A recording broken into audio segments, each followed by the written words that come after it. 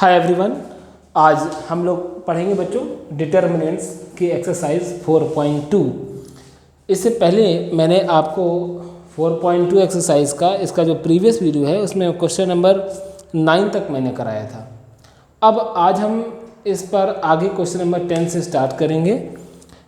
देखते हैं question number 10 क्या है मेरे पास। क्वेश्चन नंबर 10 देखिए मेरे पास क्या है।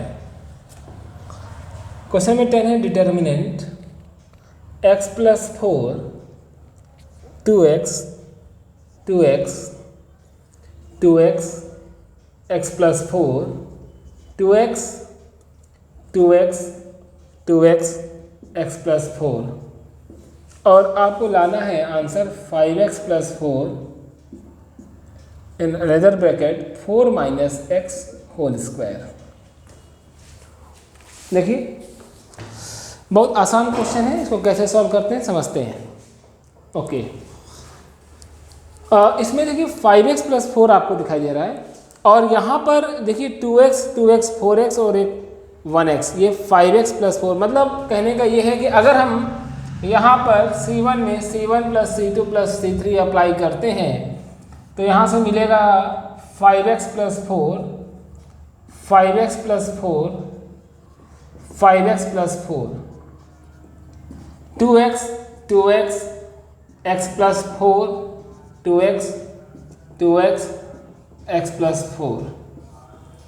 इसके बाद देखिए 5x प्लस 4 इस कॉलम से कॉमन आ रहा है और हम जानते हैं कि किसी पर्टिकुलर रो या किसी पर्टिकुलर कॉलम से कोई भी एलिमेंट कॉमन आ सकता है।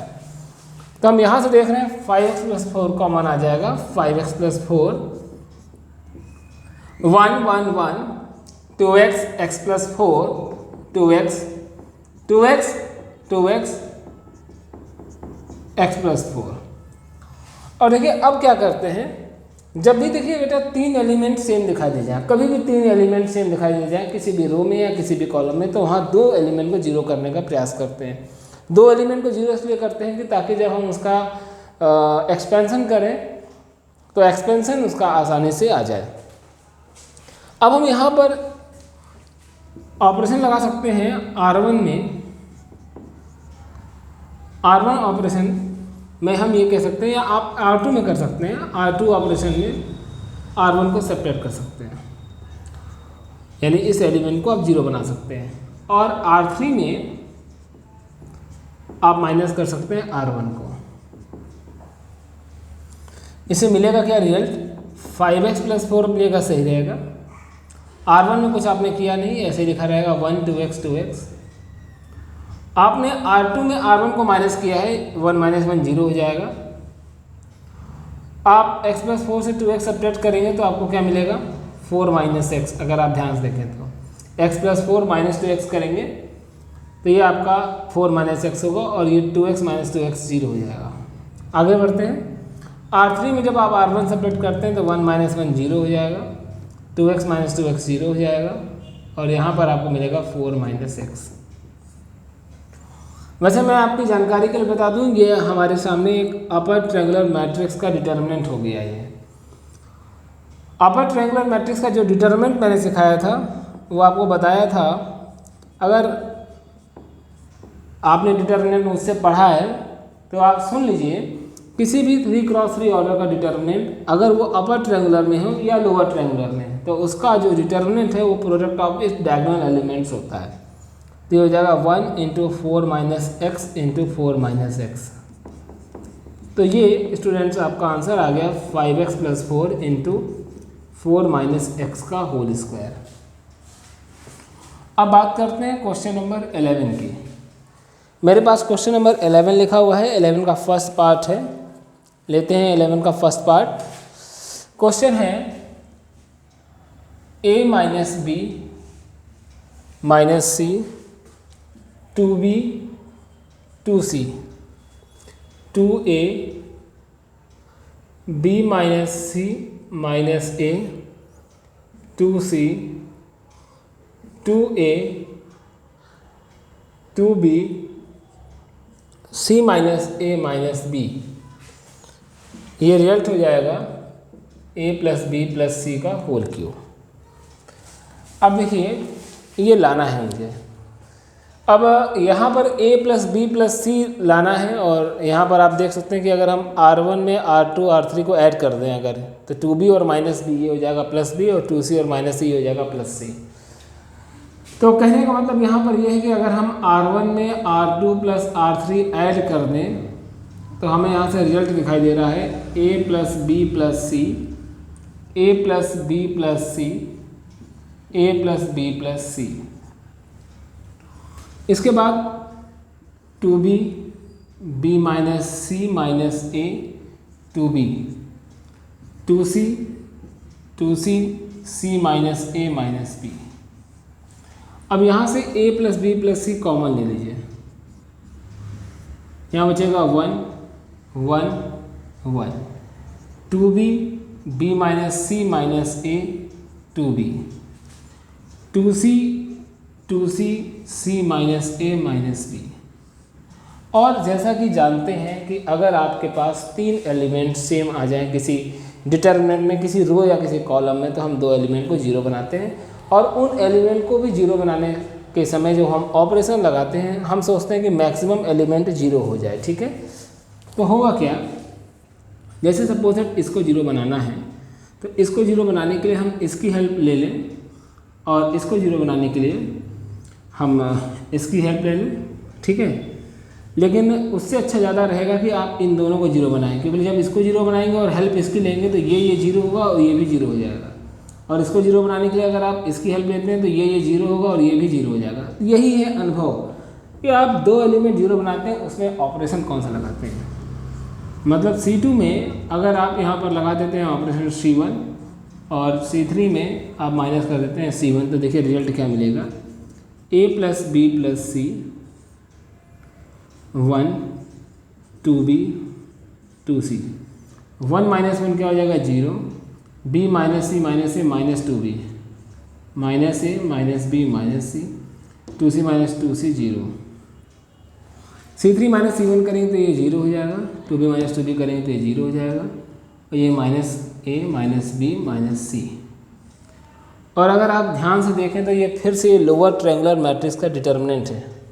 लोअर ट्रायंगुलर मैट्रिक्स और अपर ट्रायंगुलर मैट्रिक्स क्या होती है, अगर मेन डायगोनल के ऊपर सारे एलिमेंट्स अगर जीरो हों या मेन डायगोनल के नीचे सारे एलिमेंट्स जीरो हों तो ये ट्रायंगुलर मैट्रिक्स होती है। मेन डायगोनल के अगर ऊपर सारे एलिमेंट्स जीरो हों तो ये लोअर ट्रायंगुलर होगी। जैसा कि इस मैट्रिक्स में मैंने पढ़ाया था, इसमें मेन डायगोनल के सारे एलिमेंट्स नीचे जीरो है तो इसे बोलेंगे लोअर ट्रायंगुलर, सॉरी ये अपर ट्रायंगुलर है और ये क्या है लोअर ट्रायंगुलर।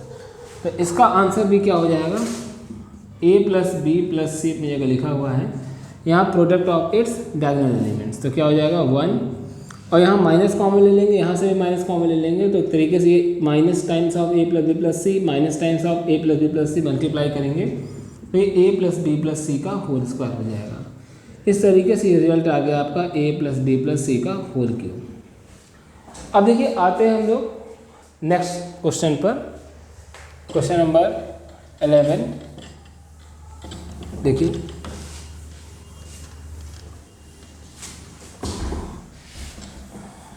आप अगला क्वेश्चन देखते हैं जो कि 11 का सेकंड पार्ट है। क्वेश्चन नंबर 11 का सेकंड पार्ट है, वो देखिए क्या है, x plus Y plus 2z z z, x y plus z plus 2x x, y y z plus x plus 2y, this is 2 times of whole cube of x plus y plus z। अब ये 11 का second part है NCERT का, इसको solve करते हैं, एक बार view देख लेते हैं बोर्ड का सही कि नहीं। हाँ ठीक है, दिखाई दे रहा है। अब यहाँ पर साफ साफ दिखाई दे रहा है कि आप R1 में अगर R1 plus R2 plus R3 करते हैं तो यहाँ दिखाई दे रहा है R1 में C1 में देखिए करिए C1 plus C2 plus C3, तो ये x 2x हो जाएगा, ये y 2y हो जाएगा, 2z अपनी जगह है। यही चीज़ आपको यहाँ भी और यहाँ भी दिखाई देगी।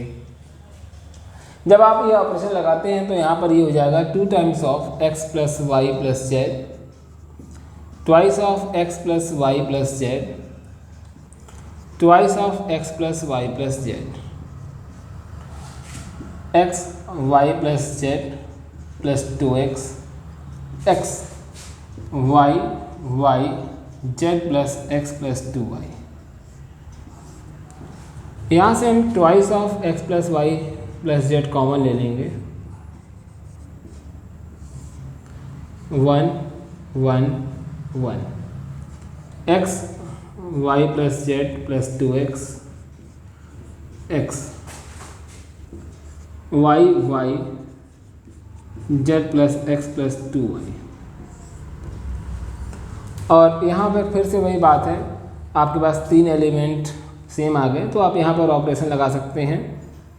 इस एलिमेंट को जीरो कर लीजिए इसकी मदद से, और इस एलिमेंट को जीरो कर लीजिए इसकी मदद से। अब आप कहेंगे इस एलिमेंट को जीरो इसकी मदद से भी कर सकते हैं। इसकी मदद से जीरो करने में बेनिफिट होगा कि ये तो जीरो होगा ही होगा, साथ में ये भी जीरो हो जाएगा। हम यहाँ क्या करते हैं, R2 में R1 को माइनस करते हैं और R3 में भी R1 को माइनस करते हैं। बाहर twice of x plus Y plus Z लिखा हुआ है, बाकी की देखिए इनटू में 1x y अपनी जगह मौजूद है, 1 माइनस 1 ये जीरो हो जाएगा, ये x plus Y plus Z हो जाएगा, ये y माइनस वाई जीरो हो जाएगा। फिर 1 माइनस 1 जीरो के लिए R3 में R1 माइनस किया है, ये जीरो हो जाएगा, ये भी जीरो हो जाएगा, और यहाँ पर x plus Y plus Z आ जाएगा। और ध्यान से देखिए तो ये फिर से देखिए इस डायगोनल के नीचे सारे एलिमेंट ज़ीरो हैं, तो हम इसे क्या कह सकते हैं, ये हमारा अपर ट्रायंगुलर है। तो अपर ट्रायंगुलर मैट्रिक्स का determinant product of its diagonal elements होता है। तो ये twice of x plus Y plus Z, x plus Y plus Z का होल स्क्वायर। आते हैं next question, question number 12। Question number 12 बताने से पहले इसको हम रफ कर दें।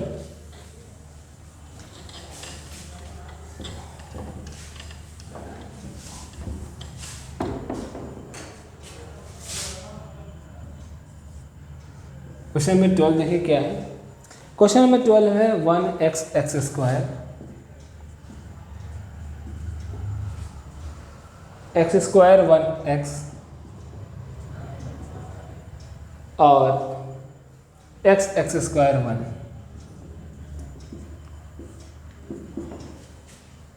वन माइनस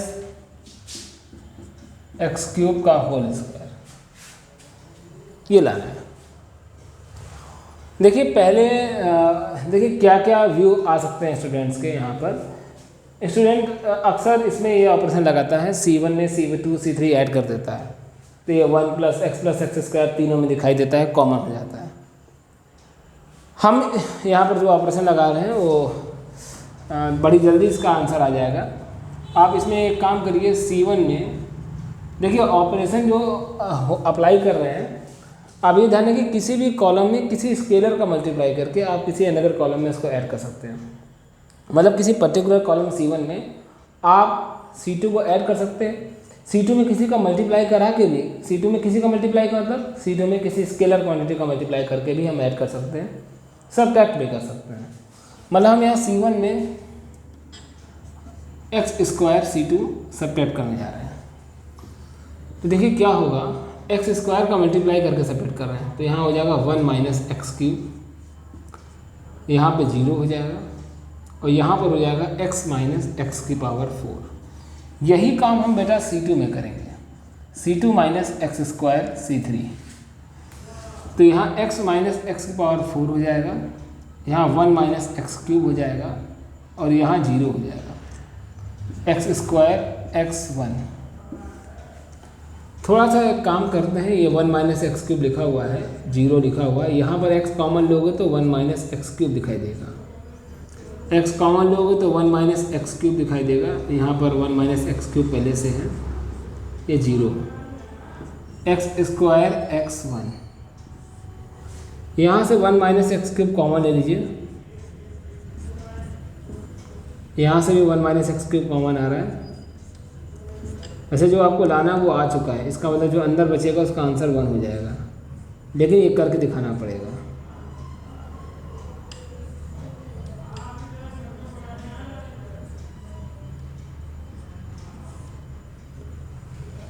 ठीक है, 10 x 10 and x square x1। अब इसका एक्सपांसन कर सकते हैं, तो ये 1 माइनस एक्स क्यूब का होल क्यूब हो गया, और इसका एक्सपेंशन कर दीजिए। तो एक्सपेंशन करेंगे तो 1 लिखेंगे, किसी के रेस्पेक्ट में हम कर दे रहे हैं, विद रेस्पेक्ट टू C1 1। फिर उसका कोफैक्टर जब लेंगे तो इसका रो हटा देंगे और कॉलम हटा देंगे, तो क्या बचेगा 10 x1। फिर प्लस, एक्चुअली में कई बच्चे यहाँ माइनस लिखते हैं, लेकिन हम तो हमेशा प्लस लिखेंगे, क्योंकि हम प्लस लिखते हैं फिर इसका कोफैक्टर लिखते हैं, कोफैक्टर की वजह से वो माइनस आता है, और कोफैक्टर लिखेंगे तो सब 0 हो जाएगा। फिर प्लस x, आप माइनस लगाइए, कोई दिक्कत नहीं है। एक्चुअली में यहाँ पर ये जो एलिमेंट है ना, जब उसका कोफैक्टर लिखते हैं उसकी वजह से माइनस आता है, अगर आप फंडामेंटल कॉन्सेप्ट को जानते हैं तो। यहाँ पर x लिखा है, इसका रो हटाया, कॉलम हटाया, तो क्या बचेगा x1 एक्स स्क्वायर x।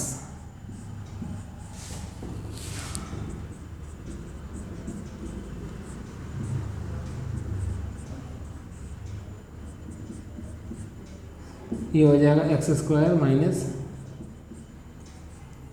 ये कैंसिल हो जाएगा, ये आपका आंसर आ गया। तो ये क्वेश्चन नंबर आपका 12 कंप्लीट हो गया। अब 12 के बाद देखते हैं 30 नंबर क्या है, इसको रफ करते हैं।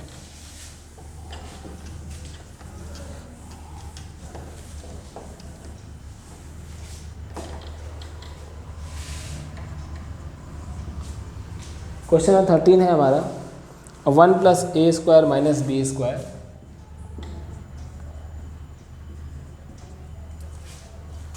To A B minus 2b, 2ab 1 minus A square plus B square, 2a 2b minus 2a 1 minus A square minus B square. ये आ गया 1 plus A square plus B square का होल क्यूब। अब देखिए ऐसा है कि यहाँ पर 1 plus A square plus B square लाना है और उसका होल क्यूब लाना है। क्वेश्चन है हमारा 1 plus A square minus B square 2ab 2b लिखा ही है आपके सामने। अब देखिए हमें ये सेट करना है सिस्टम कि यहाँ पर 1 plus A square plus B square किसी तरीके से आ जाए। तो हम ऐसा करते हैं कि हम इसमें b का मल्टीप्लाई करके और इससे सब्ट्रैक्ट करा देते हैं। जैसे b का मल्टीप्लाई करेंगे तो ये 2b स्क्वायर हो जाएगा, और जब सब्ट्रैक्ट कराएंगे तो माइनस माइनस प्लस हो जाएगा, और यहाँ b का मल्टीप्लाई करके सब्ट्रैक्ट करेंगे तो 0 हो जाएगा। ठीक है, तो ऐसा करते हैं कि C1 में हम माइनस कर देते हैं BC3, और वही काम यहाँ करते हैं C2 में। C2 में हम क्या करते हैं कि B का मल्टीप्लाई A का मल्टीप्लाई करके इसमें ऐड कर देते हैं। A का मल्टीप्लाई करेंगे और ऐड करेंगे 0 हो जाएगा, और यहाँ पर 1 plus A square plus B square मिल जाएगा। मतलब C2 में हम ऐड करते हैं AC3, तो देखिए क्या होगा। C1 में BC3 सब्ट्रैक्ट कर रहे हैं, मतलब B का मल्टीप्लाई करके इसमें हम सब्ट्रैक्ट कर रहे हैं।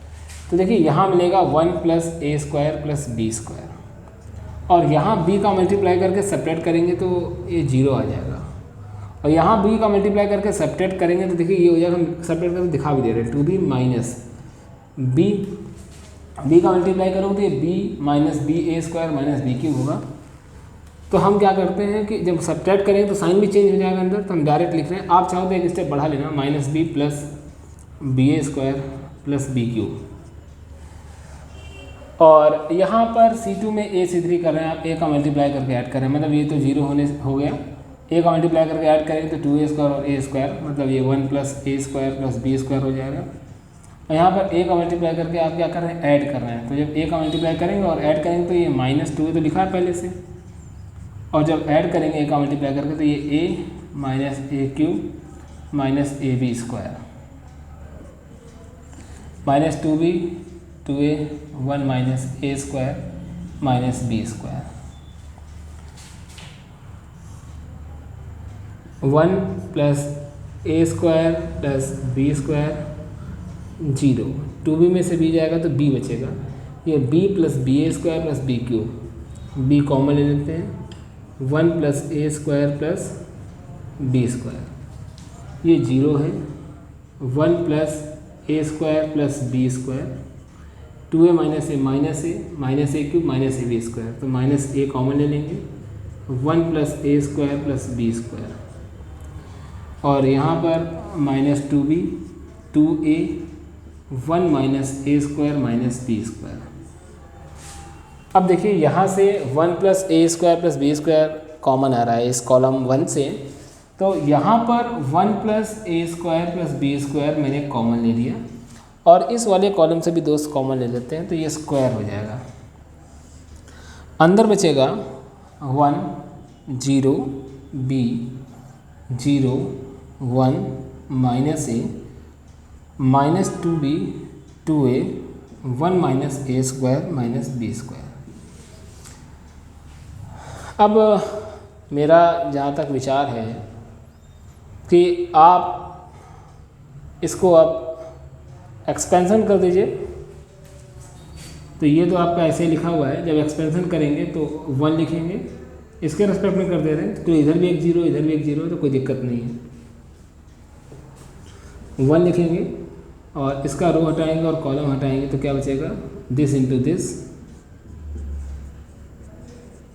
फिर minus this into this is minus 2 square, तो ये प्लस 2 स्क्वायर हो जाएगा, प्लस 0 इंटू उसका कोफैक्टर। हम बता रहे हैं फिर से, बच्चे माइनस लिखते हैं लेकिन हम 0 लिखेंगे, और उसका कोफैक्टर की वजह से ये साइन माइनस आता है, फिलहाल 0 तो कोई मतलब भी नहीं है, और ये फिर प्लस यहाँ लिखेंगे माइनस 2b, और फिर इसका रो हटाएंगे और कॉलम हटाएंगे, तो क्या बचेगा, माइनस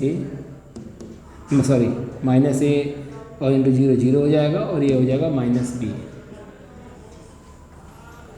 यहाँ तो 1 plus a square plus b square अपनी जगह लिखा हुआ है whole square, 1 minus a square और ये प्लस 2a स्क्वायर, तो प्लस a स्क्वायर हो जाएगा माइनस b स्क्वायर, ये minus 2b minus b plus 2b square हो जाएगा। तो यहाँ से देखिए 1 प्लस a स्क्वायर, ये minus b square plus 2b square, ये प्लस b स्क्वायर हो जाएगा, टोटल ये 1 plus a square plus b square का होल क्यूब हो जाएगा। अब इसके बाद आते हैं नेक्स्ट क्वेश्चन पर, क्वेश्चन नंबर 14।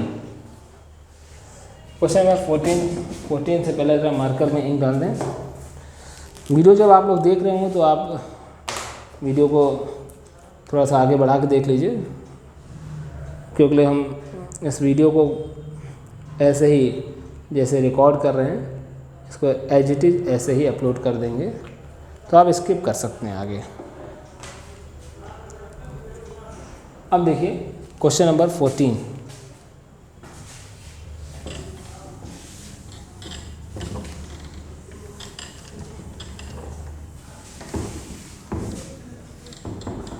क्वेश्चन नंबर 14 देखते हैं।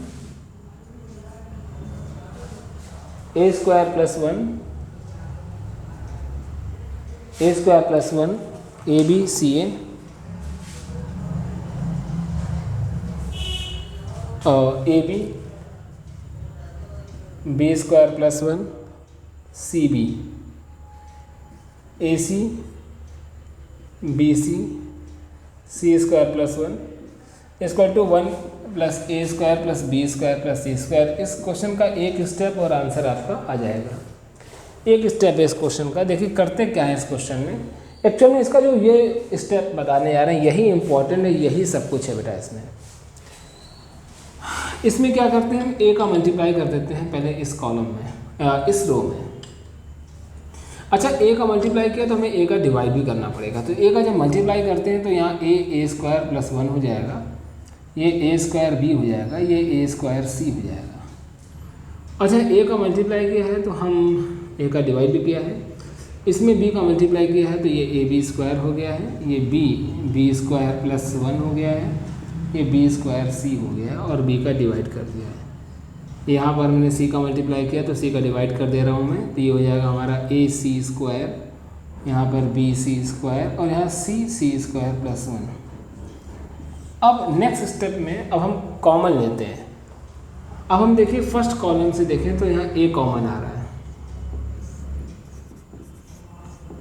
फर्स्ट कॉलम से ए कॉमन लेंगे तो यहाँ बचेगा ए स्क्वायर प्लस 1 बी स्क्वायर सी स्क्वायर। यहाँ से बी कॉमन आ रहा है, ए स्क्वायर बी स्क्वायर प्लस 1 सी स्क्वायर। यहाँ से सी कॉमन आ रहा है। इसके बाद अगर हम बच्चों से कहें तो वो सेल्फ कर सकते हैं, हालांकि इसको हम रिकॉर्ड कर रहे हैं तो पूरा ही बता दें। यहाँ पर इसको देखते हुए यहाँ तो समझ में आ रहा होगा कि यहाँ पर सर कहेंगे R1 में R2 प्लस R3 कर देते हैं तो क्या हो जाएगा ये 1 plus A square plus B square plus C square, 1 plus A square plus B square plus C square, 1 plus A square plus B square plus C square. यहाँ बी स्क्वायर है, यहाँ सी स्क्वायर है, ये बी स्क्वायर प्लस 1 है, ये सी square है, ये B square है, ये सी स्क्वायर प्लस 1 है। यहाँ पर 1 plus A square plus B square plus C square common ले लेते हैं तो कॉमन लेने के बाद बचेगा 1 बी स्क्वायर सी स्क्वायर, 1 बी स्क्वायर प्लस 1 सी स्क्वायर, 1 बी स्क्वायर सी स्क्वायर प्लस 1। देखिए जो रिजल्ट लाना था वो ये था, एक्चुअल में ये आ चुका है। इसका मतलब इस पार्ट का आंसर हमें लाना है 1। यहाँ जगह नहीं है, आगे हम इसके ऊपर लिख दे रहे हैं। इसमें करते क्या हैं कि 3 1 है तो 2 0 बनाते हैं। तो 2 0 बनाने में भी हमने बताया कि जैसे इसको 0 बनाना है तो आप इसकी हेल्प ले लीजिए, इस कॉलम की। तो यहाँ पर हम इसी में लिख दे रहे हैं, एरो लगा दे रहे हैं, ऊपर की ओर करना है क्वेश्चन। C2 में C2 माइनस C1 कर दे रहे हैं और C3 में भी हम C3 माइनस C1 कर दे रहे हैं। बेटर रहेगा, C3 माइनस C1 करने से क्या होगा, 1 0 ये दिखेगा और 1 0 और दिखाई देगा। तो 1 plus A square plus B square plus C square. यहाँ पर जब हम माइनस कर रहे हैं यहाँ तो इसको ऐसे ही लिखेंगे, तो माइनस करेंगे तो 1 माइनस 1 0 हो जाएगा, ये 1 हो जाएगा, ये 0 हो जाएगा, ये 0 हो जाएगा, ये भी 0 हो जाएगा, ये 1 हो जाएगा। और फिर से देखिए आपके सामने ये लोअर ट्रायंगुलर बन गई। तो प्रोडक्ट ऑफ इस डायगोनल एलिमेंट्स करेंगे तो ये 1 square 1 plus A square plus B square plus C square into 1 into 1 into 1 1। तो इस तरीके से क्वेश्चन नंबर 14 सॉल्व होता है। अब 15 और 16, क्वेश्चन नंबर 16 में तो हम पहले से बता दें कि क्वेश्चन नंबर 16 ओरली हो जाएगा। कह रहा है which of the following is correct. तो हम पूरे ऑप्शन नहीं पढ़ेंगे और कम समय में आपको ये बता दें कि डिटर्मिनेंट एक ऐसा नंबर होता है जो एसोसिएटेड होता है स्क्वायर मैट्रिक्स। स्क्वायर मैट्रिक्स का ही आप डिटर्मिनेंट निकाल सकते हैं। Determinant is a number associated with a square matrix. इसका ऑप्शन नंबर सी है, आई थिंक, हाँ सी लिखा है। Determinant is a number associated with a square matrix.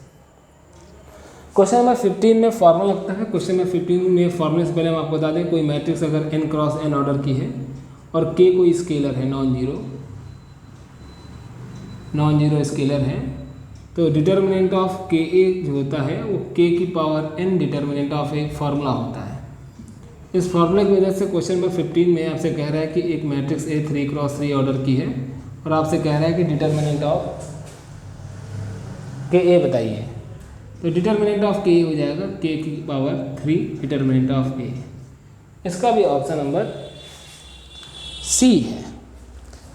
ठीक है, इस तरीके से यहाँ पर 4.2 एक्सरसाइज का मैंने सोल्यूशन वीडियो पूरा कंप्लीट किया। इससे पहले यहाँ पर मैंने स्टार्ट किया था आई थिंक क्वेश्चन नंबर 10 से, और 1 to 9 इससे पहले मैंने लाइव सेशन लिया हुआ है, उसका भी आपको उसमें लिंक पड़ा हुआ है, आप सर्च कर लीजिए, मिल जाएगा।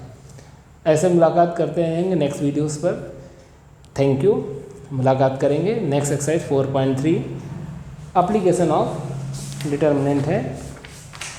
हाँ, एप्लीकेशन ऑफ डिटर्मिनेंट है। उससे एरिया निकालते हैं डिटर्मिनेंट की हेल्प से। एरिया आपने निकाला है क्लास 9th में, और एरिया निकालना है क्लास 8th में पढ़ा है, 6th में ही पढ़ा है। अब हमको जब वर्टेक्स गिवन होंगे तो एरिया हम लोग 12th क्लास में पढ़ेंगे by using determinant. Next turn का मतलब नेक्स्ट वीडियो पर मुलाकात होगी। Thank you.